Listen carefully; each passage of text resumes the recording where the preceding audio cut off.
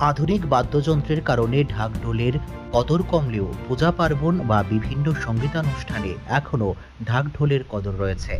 আর এই বাদ্যযন্ত্র বানিয়ে সংসার চালাচ্ছেন রামচন্দ্র ঘাটের লক্ষণমণি দাস। দীর্ঘ প্রায় ১৬ বছর যাবৎ ঢাকঢোল বানিয়ে সংসার প্রতিপালন করে আসছেন রামচন্দ্র ঘাটের লক্ষণমণি দাস। নিজ হাতেই তৈরি করে থাকেন তিনি ঢাকঢোল। নিজ বাড়িতেই তৈরি করেন তিনি এগুলি। প্রতিদিন প্রায় ২ থেকে ৩টি ঢাকঢোল তৈরি করেন তিনি। এগুলি তৈরি করে বিশেষ করে আগরতলায় বাজারজাত করেন তিনি। এছাড়াও কেউ যদি মনে করে পুরোটা তৈরি করে নিয়ে যাবে, সেটাও সম্ভব বলে জানান তিনি। কিরকম হচ্ছে সংসার প্রতিপালন করা যায় এই কাজ করে? এই প্রশ্ন করলে তিনি জানান, হ্যাঁ করা যাচ্ছে। মূল্যবাজারে ভালো রয়েছে বলেও জানান লক্ষণমণি দাস।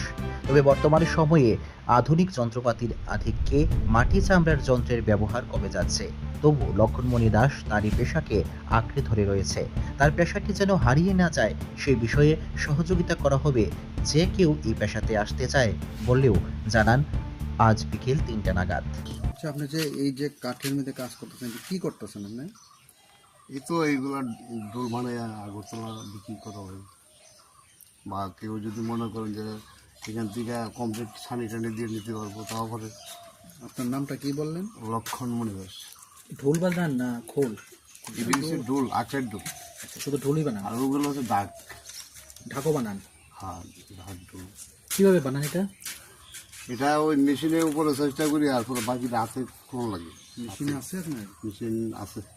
কত বছর ধরে সেটা এই কাজের লোক? আমি এই কাজের লোকে আজকে প্রায় 15-16 বছর। এর আগে কে করতো?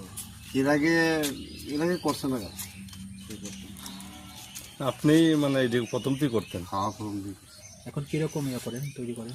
ওই তো আছে, দিলি 2-3টা হয়, এতে চলে আপনার সংসার? সংসার চলে। আগরতলা যে পাঠান, আপনার পরিশ্রম অনুযায়ী দাম পাই? আপনার মূল্যটা পাননি? পাওয়া যায়।